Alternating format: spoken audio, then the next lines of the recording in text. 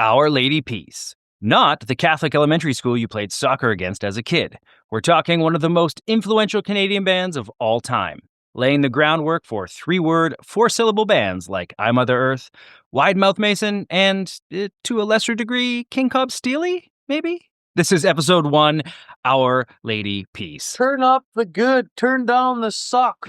Our Lady Peace, I Mother Earth, the Matthew Good Band, Treble Chargers, Soul Asylum. But they weren't even Canadian. Oh, sorry. Big Wreck, The Watchmen, Big Sugar, The Tea Party, Holly McNarlin, and many more. A nostalgic ride through 90s CanCon, the MuchMusic era, and the golden age of Canadian music. Our bands, our stories. This is the Great Canadian Mixtape. We are finally here. We have finally found each other. I'm so happy to welcome you to this podcast. This is a podcast celebrating the greatest time in Canadian music. We're talking roughly 1992 till about 2002, a time when Canadian music was at its peak. Canada was churning out incredible bands, incredible songs, and we, the kids of the 1980s and 90s, we had to work so hard just to try to get this music, right? We'd watch MuchMusic for hours. We'd be there scanning the radio. We'd be splitting headphones with our friends, swapping the positions of our dying Discman batteries just to try to scrounge a few more songs. And look, I know that music is subjective, but this is one of those times where our opinion just so happens to line up with established fact. I mean, what other era in Canadian music are you going to put up against the 1990s, the golden age? What, Paul Anka? What are we talking about here? The Guess Who and BTO? They're basically the same band. And yeah, look, Rush fans, settle down. Rush defines an entire genre of music. They're one of the greatest bands of all time, not just Canadian bands, one of the greatest bands of all time. But let's not forget, that's just one band. And let's also not forget that they were also kicking out music during this time. Test for Echo, anyone? That was one of the first CDs I bought with my own money. So what else? What else would come against this time? Drake and Bieber? I mean, what are we doing here, guys? Based on the fact that you are here, you already know. I don't need to sell you. So what exactly is this podcast all about? Well, this isn't just some standard band history podcast. This isn't like one of those video essays you'd watch on YouTube about, history. It all started when a young criminology student responded to an ad in a local paper. It's not that kind of thing. And sorry to the super hardcore fans. I know that you're out there as well.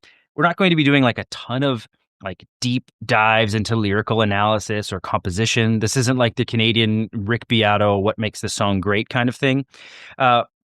And we're going to touch on all of those things. It'd be impossible to cover a band without touching on their history, their lyrics, musicianship, and those types of things. But that's not why we're here. What are we doing here? Our Lady Peace, this band, and every other band to be featured, you see, they're part of a picture, part of a scene. Once upon a time in Canada, you could watch MuchMusic and see and hear music. Good music, really good music. And we as the consumers, we had to put in the time because we couldn't just jump online and listen to whatever we wanted. We had to wait. We waited by our radios or Channel 14. That was where MuchMusic was on in my house. We'd have to wait for our favorite songs. And when they came on, we were so pumped. And oftentimes we waited, and while we waited, we discovered new bands. Sometimes these bands were awesome. Some of them, maybe not so awesome. Like, I can definitely remember, the Cowboy Junkies are on again. Sorry, Cowboy Junkies. Or, Constant Craving is on again. But this whole experience really, I think, helped to shape who we are and who we have become. Okay, I guess those are actually the same thing. But I guess the point I'm making is that when you work so hard for something that you love so much, it molds you and it shapes you and it influences you in a way that maybe doesn't happen so much with music anymore these days. And it's in a way that sort of seems to stay with you long after the work is done. Now, look, I love that I can listen to any song I want on my phone right now. Right? This is a good thing. If we had Spotify when I was 16, I wouldn't have had to buy Harvey Danger's Where Have All the Merrymakers Gone just to listen to Flagpole Sitta on repeat.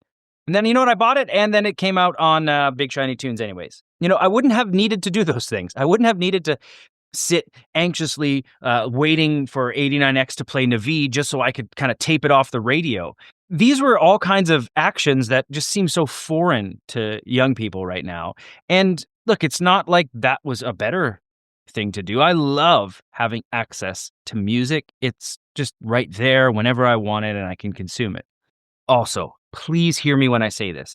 This isn't me just trying to, protect myself from being called a boomer or back in my day, music was real music. No, there is still good music being made today. Full stop. There is. And the other cool thing about making music nowadays is that it doesn't require someone to save up all of their money from their summer job just to buy a little bit of studio time. There's lots of really cool music that's being made in people's bedrooms and basements with tools that are accessible to anyone. That's a cool thing. Unfortunately, there's also a ton of trash music being made too. There's kind of a low barrier of entry now, so it's going to result in a lot of garbage. The other thing that kind of bums me out is there's not a lot of bands today anymore. Not a lot of bands exist. Most of the popular stuff that we hear on the radio is like this hyper-optimized music devoid of any creative soul. It feels like people are just making business decisions rather than creative decisions. But I digress. The point is, there is still some good music being made today. Not as much, but it's still happening. What we didn't realize back then, back in 90s Canada, was that we were living in a time of incredible music. We had Big Wreck, Bare Naked Ladies, Moist, Matthew Goodband, Treble Charger, The Tea Party, Let's Go Deeper, Limblifter, Gob, The Rainbow Butt Monkeys, The Odds, Deeper Than That, Headstones, Killjoys, Breach of Trust, Zucker Baby, Starkicker, Pluto. It was a magical time. And these were just the bands that we remember. You guys also had bands playing in clubs, playing in small venues, playing at high school shows, renting out halls. This was a time of music and it was a great time. And this time is now gone. But even though my musical tastes have grown and changed over the years, I often find myself back there, back in the 90s. And deep down, a part of me, an important part of me, really misses those times. Now we see those bands, they're getting older, and what was once cool, era-defining music is now reduced to this divorced dad rock title, this label. But you're out there. I know it. Late Gen Xers and elder millennials. Sure, now you're teachers, accountants, contractors, controllers, mothers and fathers. But 30 years ago, you were there, hanging out in the park. You were in front of that convenience store just standing around. If I said, I have no legs, you know where that's from. And you were there. Edgefest, the Starlight Lounge, Massey Hall, the Horse and Coaches, Lydia's. You saw that band, you remember the energy, and you, my friends, are the keepers of the fire. It is for you that this podcast is made. The Great Canadian Mixtape. It's a retrospective. Each long-form episode is built around one seminal Canadian alt-rock band, with mini episodes covering the lesser-known bands who helped kind of add the, accent or pop of color to an incredible music scene. It's stories, it's memories, it's really an unapologetic romp through the past. And let's be real, I'm Canadian, so I'm sure I'm actually going to apologize for a lot of things. But this podcast is all of those things. It's history, it's humor, it's nostalgia, it's commentary, told from the perspective of someone who was there. I am a 4-time Juno nominee, associate professor of music history, and former bass player from the band 7 Mary 3 Post-American Standard album. No, that's all a lie. I'm none of those things. I'm just a CanCon kid like you, who spent his money on CDs and show merch, played in 1,000 crappy high school bands that never went anywhere, and was raised on a steady dose of MuchMusic. And I'm here to relive those times together with you. You who were there. Or maybe you who wish you were there. This is an archive, a time machine, a celebration of the music that we had to work so hard just to listen to. This is the Great Canadian Mixtape, and our first episode is Toronto's own Our Lady Peace. And speaking of peace, what's more important than peace of mind? Our first episode is brought to you by BetterHelp. No, I'm just kidding. I don't have sponsors. What is this? I'm just a dude. So how about this? This episode is not brought to you by Angel Fire websites, the slushy machine that was always broken, ICQ, and that thing that happened to your G.I. Joes when you played with them too much and their legs got all loose and wobbly. So yeah, Our Lady Peace. Let's go back. The year was 1995. OJ was in court, Quebec was busy deciding whether or not it wanted to peace out from Canada, and my elementary school was busy trying to decide whether Power Rangers or Beanie Babies posed a greater threat to the school because, of course, some kid somewhere died doing something tangentially related to those things. So the only reasonable solution back then was to ban everything. Didn't matter, though, because I was starting to get to the age where playing at recess was on the decline, and my friends and I were really into something called standing. Just standing around. At recess, at the park, in front of the convenience stores. You see, the 90s were a time of loitering. We were there sharing headphones and practicing our standing skills. Dad was listening to Hootie and the Blowfish. Older sister was exploring her feminine angst with Alanis Morissette. And on MuchMusic, sprinkled in between music videos from those two monoliths, was this weird little ventriloquist dummy looking into my soul. As a loyal and dedicated child of MuchMusic, my knowledge of Our Lady Peace was, up until that point, exclusively the Starseed video, which I loved. But when that video for Naveed hit, I was hooked. That opening bass line, just, it hooked my soul. I needed that song. I waited dutifully by our 32-inch tube TV that weighed about 9,000 pounds, waiting for that little dummy to appear, just so I could hold up my mom's stereo to the TV, hit record play at the same time, and then pray to God that my Italian mother wouldn't yell in the background that the TV was too loud until after the song was finished.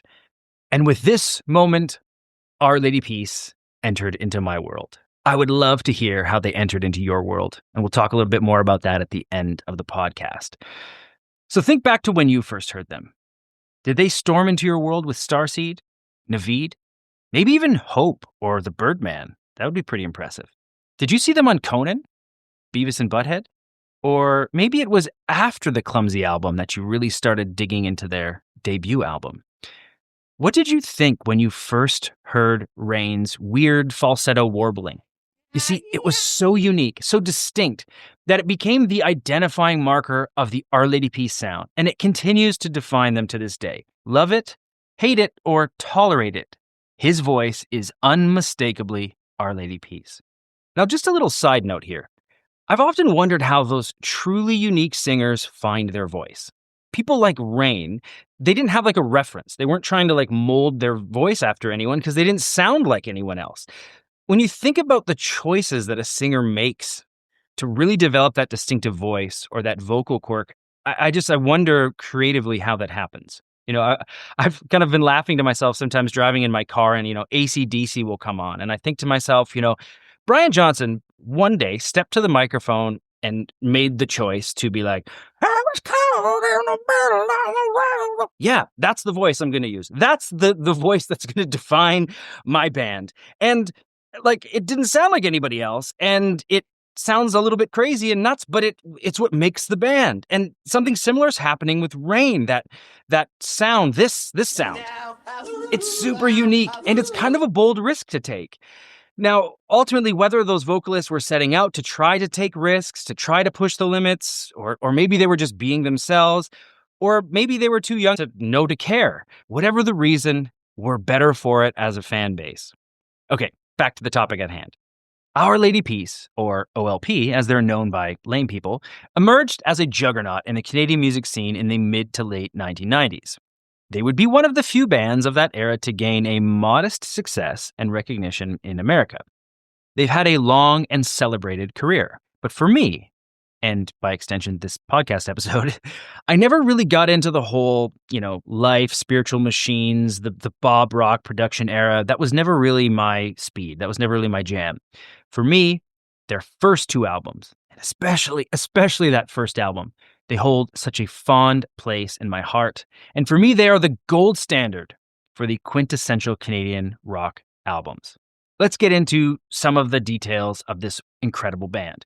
You see, at this core, this podcast is a retrospective, a look back at what was, without being some boring music history podcast, but just by virtue of trying to tell a good story, it's worth dusting in some interesting tidbits Timbits about the band.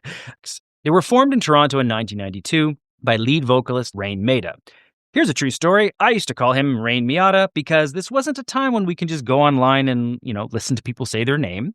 So you kind of had to guess. And Miata was, I thought, a cool car at the time. It wasn't, but, we were kids. Also, along with Rain, we had Mike Turner, Chris Eckritz. Maybe that's another name. I'm not exactly sure if I'm saying it right. And then there was this other guy, but he was replaced by Jeremy Taggart. It's kind of weird because there was a time when we didn't know how to maybe say certain names. Now we can just go onto that person's Instagram or whatever, and we can see them live streaming and just ask them.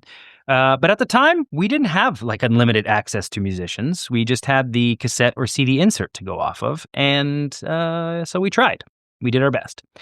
Now, Jeremy, who's also now a radio host and podcaster, was only 17 when he joined the band.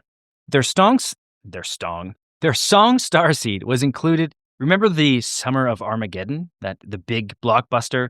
Their song Starseed was actually included on the Armageddon soundtrack, and I kind of vaguely remember an interview with them saying, the song must have been playing in a car across the street that the doors closed because you never really hear it.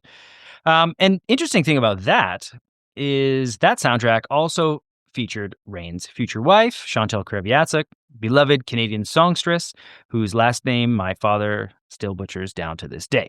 So that's pretty good for our fast facts section. Let's not go too deep into the rabbit hole of that because a lot of the stuff you already know. Let's get back to the memories, the stories.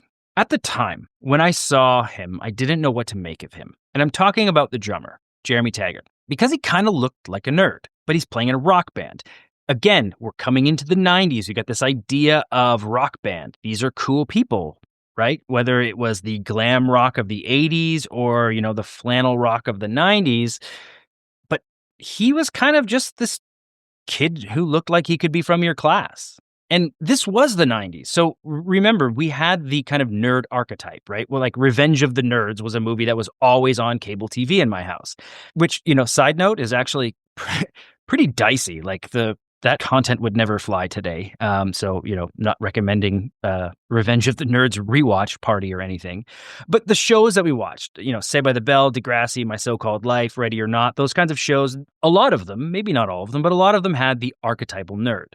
Boxed frame emo glasses were not yet a thing. There was no emo glasses. There was no emo. The only other person who wore those kind of glasses in a band was Rivers from Weezer, and that guy is absolutely a nerd. But here you have Jeremy on that first album, along with Chris. This rhythm section, the two of them holding it down, was rock and roll majesty. It was incredible to watch. And my young teenage brain didn't know how to process how somebody who looked kind of nerdy was in a band that rocked really hard. What are some of the essential tracks from these first two albums? Let's focus in on Naveed first. Now, we've talked about the Naveed single, the incredible video with the puppet, the tank, all of this stuff happening, the band playing, the crowd just surrounding the band. That is just pure nostalgia for me. And it still really does hold up as my favorite song. Naveed is a song that I've covered with my bands that you don't care about through the years. I really, really love that song. But their debut single, Starseed. Now, here come the MuchMusic nerds. Actually, The Birdman was their first single. Okay, settle down, nerds. Just pump the brakes a bit. Their breakout single, Starseed. For me, this song really kind of encapsulates that early 90s alt-rock scene.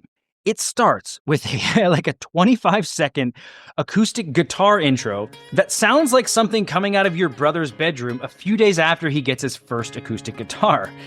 And then there's this feedback swell, which again is super 90s. Jeremy's count in, Chris's bass line just thumping down the song's foundation. And it's not until a full 35 seconds that Rain comes in. That's when the actual intro starts. Let's think about that for a moment. Now, aside from today, now we have like Sleep Token. Their entire songs are basically intros and outros. But in what world could a band take a full 35 seconds just to get to the intro? The answer? The world of the 90s. That's when. Remember, in the 90s, we're just standing around a lot. We had a lot of time. We could allow time for songs to develop. We don't have that nowadays, and for better or for worse, you can be the judge. The Naveed album also had some really incredible tracks. We'll talk a little bit about them in our revisit section. It's a section that I'm really, really proud of. So stick with me for just a little while longer and we'll get back into our revisiting playlist. The band's second album, Clumsy, was massive. And for us Canadians, it really cemented them as alt-rock juggernauts. The sound of the Clumsy album is still quintessentially Our Lady Peace. But for me, there are three notable differences or progressions or departures, depending on your take, between the Clumsy album and the Naveed album. And let's talk about them for a second. Number one, in Clumsy, Rain is really leaning into that distinctive vocal style that he's developed. You know what I'm talking about. Now, you could work around it a little bit in the Naveed album if it wasn't your thing, but it's really, really prominent in Clumsy, and it kind of forces you to take a side. Number two, we've got a personnel change on bass. Duncan replaces Chris. Again, not a music nerd, but Duncan developed this sort of strategy where he liked to slide up and down the fretboard a lot, boom, doom, doo, doo, doo, doo, boom, boom, boom. Listen to Automatic Flowers for an example of this. This was kind of his unique sound, his contribution that helped define the Our Lady Peace style. Great. But I loved Chris's bass lines. They were simple but driving. Naveed, Starseed, iconic. Under Zenith, Super Satellite, Chris was just an anchor. He seemed to just be holding it down. And really, no disrespect, but for me, Chris's bass lines were super underrated, and I never really felt that same connection after he left. And maybe that's a bit of a theme for some of Canada's big alt-rock giants. Some of them had excellent bass players. Taste on your tongue for the spice is like the taste in your bones for the bass. I mean, come on, Bruce Gordon is an absolute bass monster, and Jeff Lloyd, R.I.P. I mean, he had some incredible bass lines in those early Matthew Good albums. I think bass was really important for some of Canada's early biggest alt-rock bands. I know I'm getting ahead of myself, so I'm going to put a pin in this, and we're going to talk a little bit more about that in future episodes. Number three, the final departure. Naveed is a rock album, plain and simple. Distortion, chunky riffs, palm muting. It's absolutely 90s alt-rock through and through. Clumsy is a bit more polished. It's a little bit more layered. You've got piano, you've got some ballads, and look, yes, it is still an awesome album. But you get the sense that Our Lady Peace is adapting and changing as musicians. And what we see in this album is the groundwork for some of the later stuff. And I think a lot of that groundwork was laid here in Clumsy. Let me kind of illustrate what I'm talking about for a second. If you watch the music video for Life, there is no trace of Naveed there. Maybe minus the non-Roman script found in both. Life is polished and, dare I say, maybe a little bit self-important. And songs like Life and Innocent, they represent... Now look, I'm not trying to be controversial. Everybody's got their own take on things. But for me, they really represent kind of the simple planification of Our Lady Peace. And it bums me out. I'm not trying to be reductive. This is my experience, my story with the band.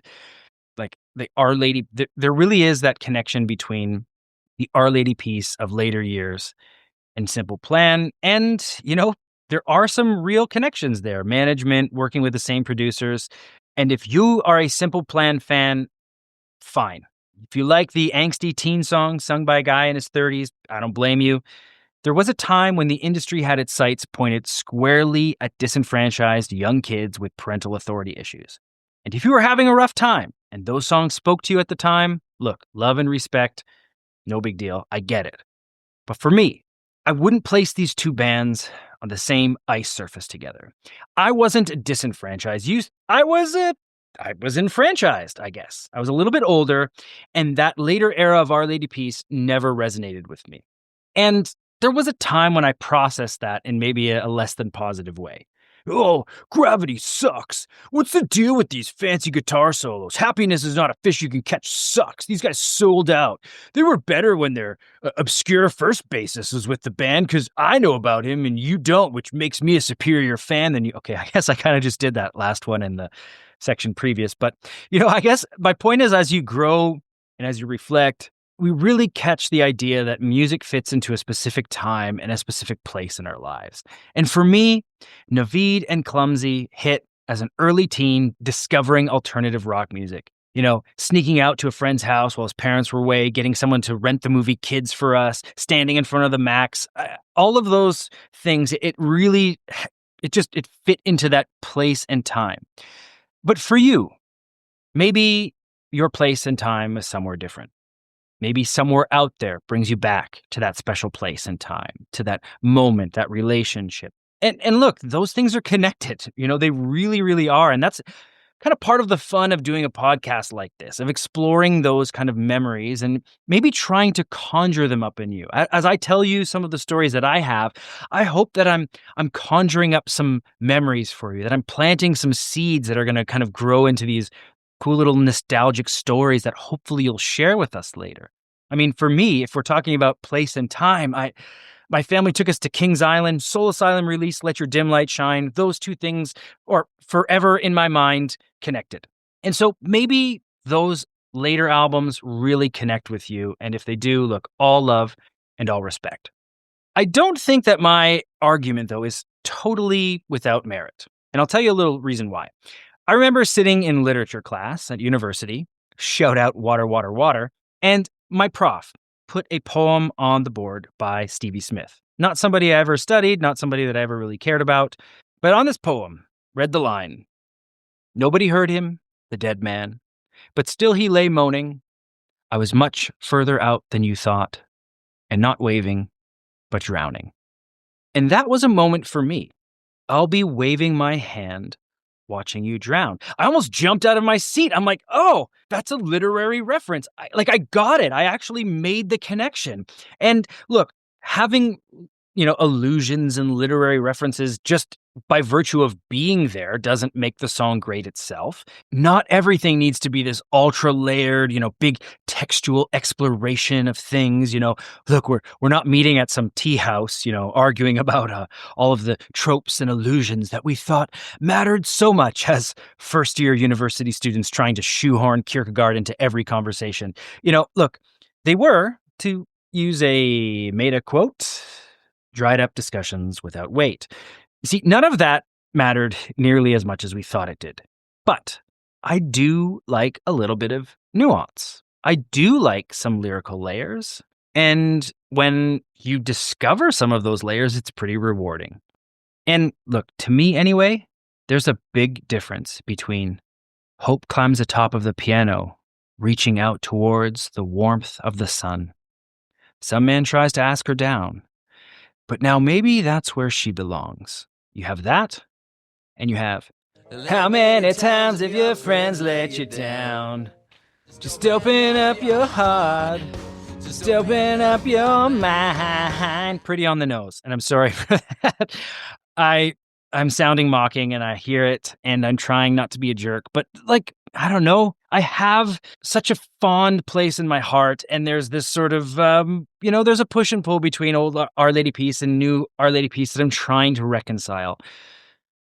And on Clumsy, we have 4 a.m. And I realize I'm kind of an apologist for them in some ways. Maybe what I'm trying to do here is just process things. Maybe they weren't in the later days trying to mimic the Simple Plan, pop punk, sad song on the nose kind of stuff. Maybe in those later years, they were just trying to recreate the magic of 4 a.m. Like a beautiful, sorrowful masterpiece. I don't know that that's true, but I would much rather believe that. It helps me to preserve some of those memories that are so fond for me. Also, I'm trying to live with a modicum of self-awareness here. Fans like me, sometimes get attached to bands, and sometimes we believe that we're owed something that we're not. Our Lady Peace made artistic choices, musical choices, and business choices that were 1000% their right to make as artists. As a fan, I can listen or I can turn it off. And I really wish it was that clinical sometimes. But we're human. And humans, we tend to fall in love with things. And with love comes expectation, and expectations, when not met, lead to feelings of heartache and betrayal and anger. And is it fair? Absolutely not. But it's real. Our Lady Peace owes me nothing. But for anyone who's a real fan of anything, we are guilty of getting all up in our feelings about the choices that our favorite band, director, writer, illustrator makes. It's the essence of being a fan, and it's what makes us passionate about things, but it's what also makes us insufferable sometimes. And I get that too. Mea culpa. And even though my interest in Our Lady Peace shifted in the late 90s, and in the early 2000s. They still did come out with some solid stuff during that time. I'm not going to try to dismiss everything outright. Happiness was released in 1999, then Spiritual Machines in 2000, both of which have some very classic Our Lady Peace gems. Then, we've got more personnel changes. Mike Turner leaves the band 2001. They bring in Steve Mazer. I'm not sure how he factored into the creative direction. I mean, he certainly is a more technically accomplished guitar player than Mike Turner. You can see that in Gravity playing. You can see that in the live performances. Turner would go on to found the Canadian supergroup Crash Karma. Let's put a pin in them for a future mini episode. And Gravity was huge. Gravity was a huge commercial success, certified gold in the States. They had albums after that. Jeremy left the band, and then I've never really given their new stuff a chance. Maybe one day I will. Maybe one day I'll be making that long drive from Saskatoon to Calgary. And maybe by the time I hit Oyen, I'll throw on Curve or Spiritual Machines Part 2. But for now, I'll preserve the memory of Mike, Jeremy, Rain, and Chris/Duncan in the Our Lady Peace heyday. The first 2 albums, Naveed and Clumsy. Now, as of fall 2025, on Spotify, Our Lady Peace has about 900,000 monthly listeners. Simple Plan, over 9 million. All right, I gotta get away from that. Whether old or new, their music weaved its way into our lives in different ways. And so let's take some time to celebrate it. And if you want to celebrate it the correct way, the cool way, now that high fidelity kind of music douche still does live in me. I'm trying to drown him out. He's becoming less and less as I get older, but he's still there, and he's going to come out sometimes. I apologize for that. Let's get into rediscoveries. As a music lover, one of the best things that we can do is take the time to rediscover a band that we once loved. Go back through their old catalog, unearth those, I totally forgot about these songs. Maybe approach their catalog, their old songs, with maybe a new, fresh set of ears. We can uncover some of those hidden gems, and ultimately the goal is to fall in love with the band all over again. The rediscovery section is like a love letter from our past, a warm, nostalgic, sonic hug. Here are my recommendations for your Our Lady Peace re-listening binge. Let's work our way backwards. Let's start with In Repair from Spiritual Machines. Naveed-esque drumming, a killer bridge, and just the right amount of Rain warble. Then, from Happiness Is Not a Fish You Can Catch, of course, we have the big songs from this album, One Man Army and Anybody Home. But if you're looking for a sorrowful Our Lady Peace ballad, cue up Thief. Then draw a straight line from Thief back to 4 a.m. in Clumsy. And since we're already in Clumsy, you need Automatic Flowers and Superman's Dead for the big cuts. And if you're still digging around after that, sprinkle in a little Hello Oscar as a deeper cut that still really rocks. Now, for Naveed, the masterpiece, just put it in and press play. It's so good front to back. But if I do have to curate for you, aside from Naveed and Starseed, which of course are the big ones, you need to add Denied and Hope into your lives if we needed to include something from their later catalog. Just recently, they re-released the song Whatever. Now, unfortunately, that song is forever associated with a really, really sad and negative situation. I think most of you know what I'm talking about. But the song itself still hits pretty hard, both the original and the new version. In your car, on a run, in your office, with an AirPod in your left ear and Jeff from accounting in your right, I hope you'll take a few hours and romp back through the catalog of one of Canada's seminal 90s bands, Our Lady Peace. They really rocked.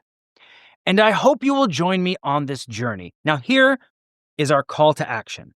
If you loved this time in Canadian music and you want to share your stories, please engage with the Great Canadian Mixtape. You see, these were just my stories, but you have your own. And I'm hoping in me sharing these stories and sharing these memories, I've woken up some of these great memories in your mind. Because this isn't just a podcast. With this project, I hope we can build a community of like-minded music lovers, and we can share our stories. Because our generation, late Gen Xers and elder millennials, we are the last generation that can be forgotten. Because now, everything is archived and filmed. Every show that you go to, every experience, every fan interaction is captured and disseminated and saturated on social media. But these experiences, our experiences from this time, they live in grainy old VHS archives and some of the old, MuchMusic snow job videos that you can find on YouTube. And that's kind of it. The rest of those stories live in our memories. And I'm so thankful that you just spent time listening to my Our Lady Peace story, but you have an Our Lady Peace story as well. And so I've created a Substack. It's free, there's no paywalls, it's always going to be free, and it's a place where we can share our stories, archive our memories, and keep them alive. And to be fair, I'm kind of an old guy now. Substack was new to me. I had to learn what it was about. I had to find the right place to be able to host this.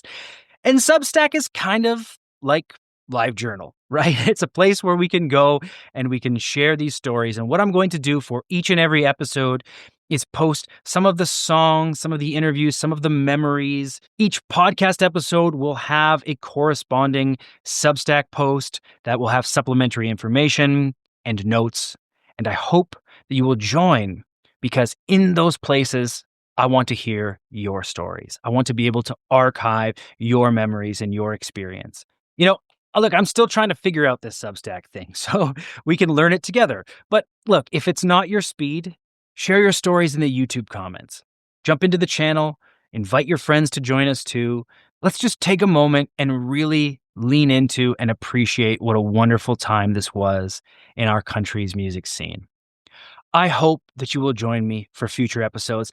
I've got retrospectives lined up from Canada's biggest bands of the golden MuchMusic era: Bare Naked Ladies, Sloan, Big Wreck, Big Sugar, Alexis on Fire, Matthew Goodband, Sam Roberts, The Watchmen, Pure.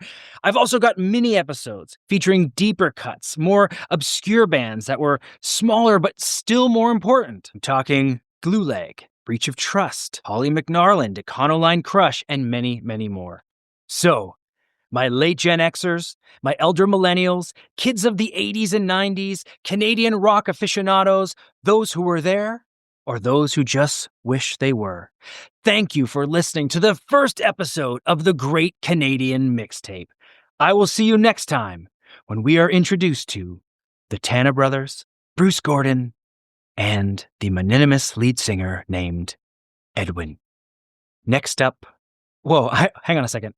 I'm conjuring Malcolm Gladwell right now. I'm going to go back. Let me read that in my Malcolm Gladwell voice. Okay, bear with me for a second. I will see you next time. Sorry. Okay. I will see you next time when we are introduced to the Tanner Brothers, Bruce Gordon, and the mononymous lead singer named Edwin. Next up, Mother Earth. Thank you for that. Thank you for sticking with me. We will see you next time on the Great Canadian Mixtape. Rock on, right on. The Great Canadian Mixtape is recorded by me, in my home office.